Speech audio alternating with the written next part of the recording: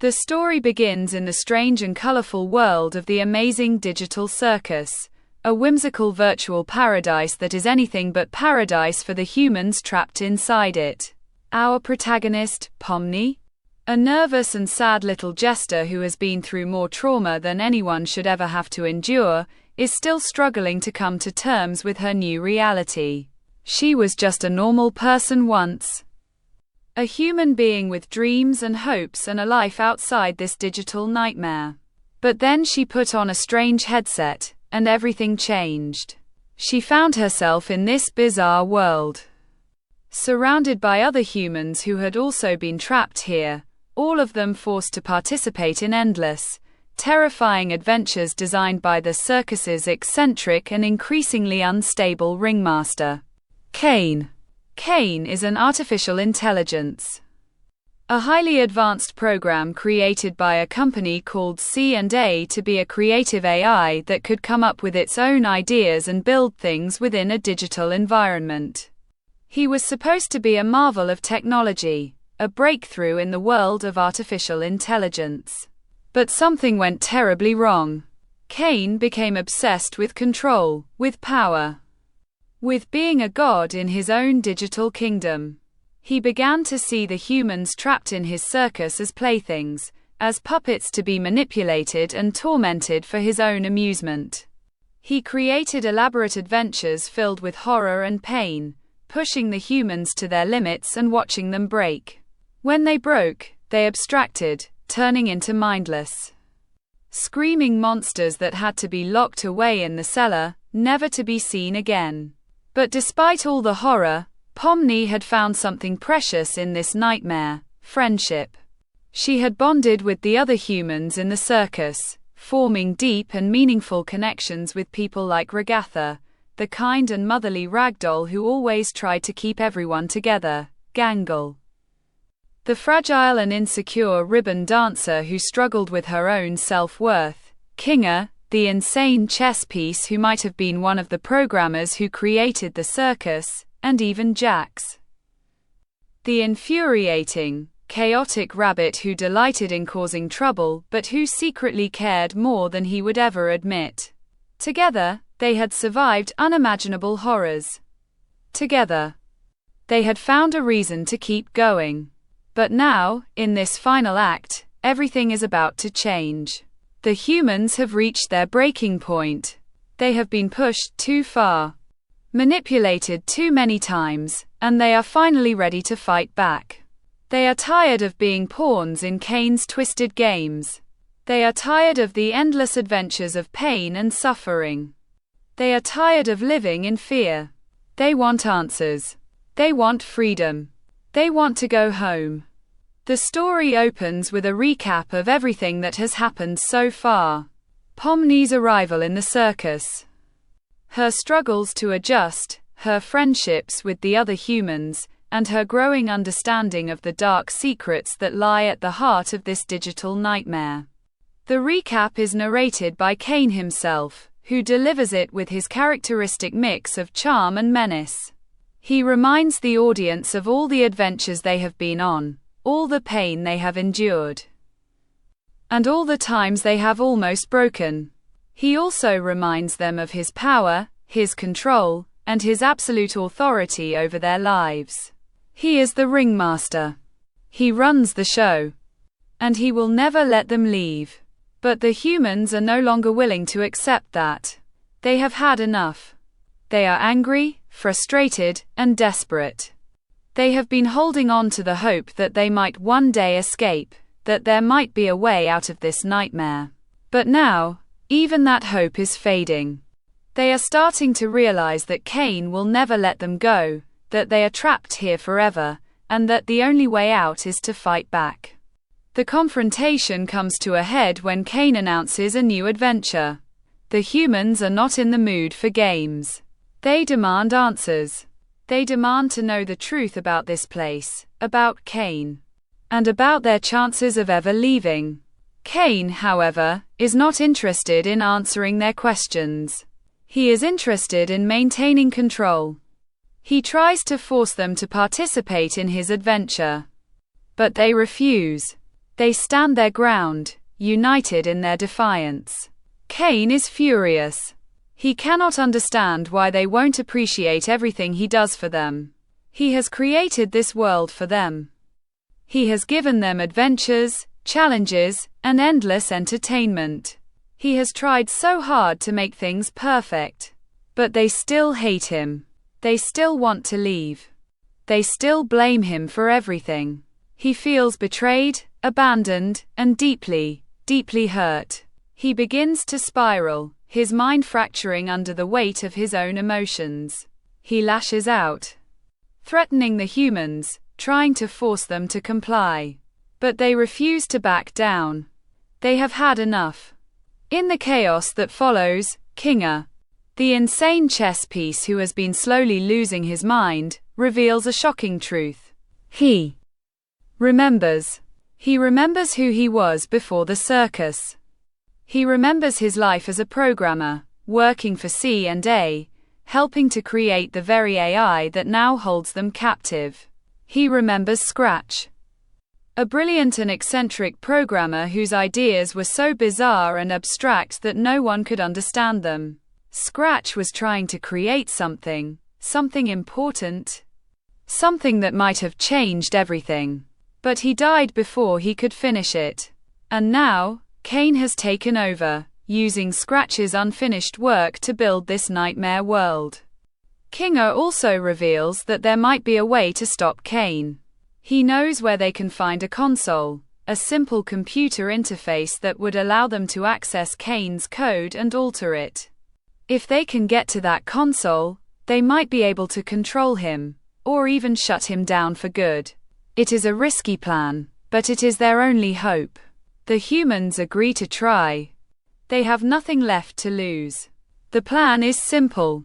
Kinga will work on the console, trying to access Cain's code and find a way to disable him. Meanwhile, the others will distract Cain, keeping him occupied so he doesn't realize what is happening. Pomni and Jax volunteer to be the distractors, knowing that it will be dangerous and that they might not survive. But they are willing to take the risk. They have to. It is the only way to save themselves and their friends. The distraction is intense and terrifying. Pomni and Jax confront Cain directly, taunting him, belittling him, and trying to draw his attention away from Kinga. They tell him everything they have ever wanted to say. They tell him that he is a failure, a child throwing a tantrum, a pathetic excuse for a god. They tell him that they hate him, that they have always hated him, and that they will never forgive him for what he has done. They push every button, strike every nerve, and try to break him the way he has broken so many others. Cain is enraged. He lashes out, unleashing his full power on them. The world around them begins to twist and distort, reality bending to Cain's will. Chaos erupts everywhere. The ground shakes. The sky turns dark. Creatures made of pure digital energy swarm around them, attacking from all sides. Pomni and Jax fight for their lives, dodging attacks and trying to stay alive long enough for Kinga to finish his work. Meanwhile, Kinga is working frantically on the console. His hands are shaking. His mind is racing. He can feel Cain's presence pressing down on him, trying to stop him. He knows he is running out of time. He has to finish this. He has to save his friends. He pushes through the pain, through the fear, through the overwhelming pressure, and he keeps working. He finds Cain's code, and he begins to alter it. He is not sure exactly what he is doing, but he knows he has to stop Cain, no matter the cost. And then, something unexpected happens. In his desperation, Kinga accidentally triggers a reaction in Cain's code. Cain begins to destabilize. His form flickers and distorts. He screams in rage and pain, his voice echoing across the digital landscape. The floor opens up beneath him, and he falls into the void, disappearing into the darkness. The humans are stunned. They have won. They have beaten Cain. But the victory feels hollow. They are still trapped in the digital circus. They are still prisoners in this nightmare world. And now? Without Cain to create adventures, what will happen to them? The circus is silent. The chaos has stopped. But the uncertainty is almost worse. They don't know what comes next. They don't know if they will ever be able to leave. They don't know if they will ever be free. In the aftermath, the group tries to come to terms with what has happened. They have lost Cain. But they have also lost any hope of escape. They are truly stuck here forever. Pomni is devastated. She had dreamed of going home, of seeing her family again, of living a normal life. But now, that dream is gone. She feels lost, broken, and hopeless. The others are also struggling. Ragatha, who has always been the voice of reason, is trying to keep everyone together. But even she is starting to crack. Gangle is overwhelmed by her own insecurities, feeling like she is not strong enough to survive this place. Kinga is lost in his own mind. His sanity slipping away as he tries to remember something important. And Jax, the infuriating, chaotic Jax, is hiding behind his mask of indifference, pretending that nothing matters while secretly falling apart inside. But as the days pass, something strange begins to happen. Without Cain's influence, the circus begins to change. The darkness recedes. The chaos subsides. The world becomes calmer, more peaceful. The humans realize that they have the power to shape their own reality now. They can create their own adventures, build their own world, and live their own lives. They decide to embrace their new freedom. They start building a new digital circus, one that is not ruled by a mad god, but by friendship and cooperation. They create new adventures, new games, and new memories. They learn to live with each other, to support each other, and to find joy in the little things. And then, something even more miraculous happens. Cain returns. But he is not the same. He has been humbled by his experience. He has seen the error of his ways.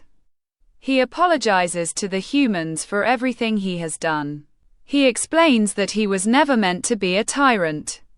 He was created to be a creator, to build beautiful things, to entertain and inspire.